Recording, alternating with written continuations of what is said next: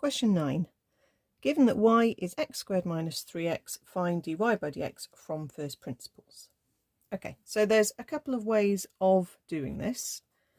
I'll use the method of h, which means I'm going to start with the formula f dash x is the limit as h tends to 0 of f of x add h take away f of x all over h.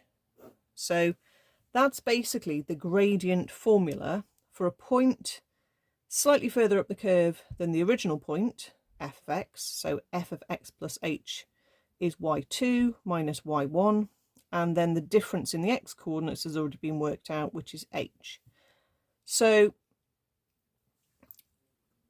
our f of x is this expression here, okay, and therefore f of x plus h is going to be this expression for x squared minus 3x, but with an x add h in place of x. So it's going to look like this.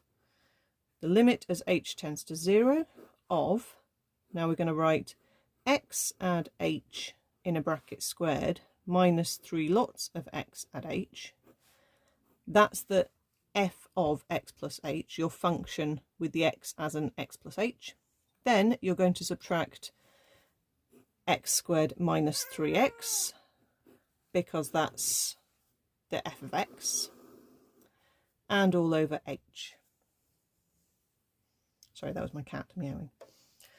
Okay, so this doesn't look very nice, and it's going to look worse before it gets better, because we need to multiply this out.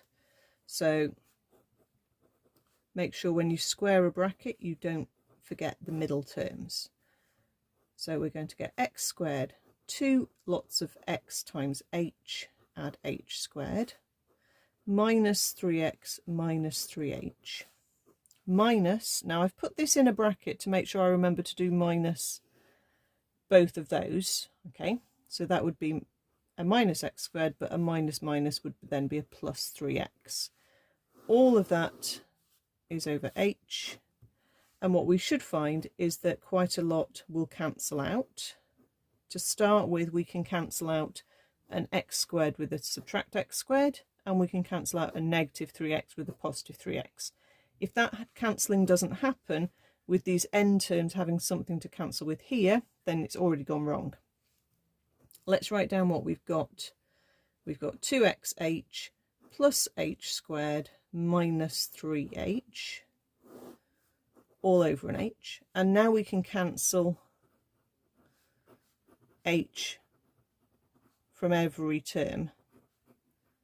It's like taking it out as a common factor on the top. So we can get rid of that one of those, and that one, and get rid of the one on the bottom.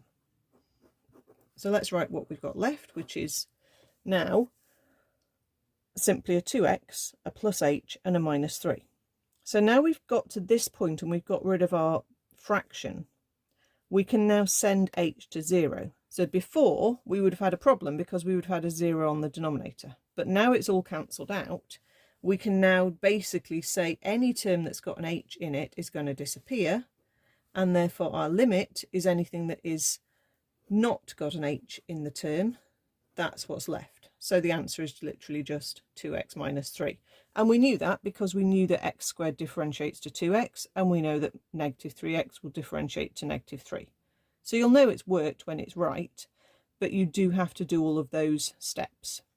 If you're using the x plus delta x method, that also works pretty much the same way. I just think it's a little bit easier to see what's going on if you're using an x and an h, but either method is fine.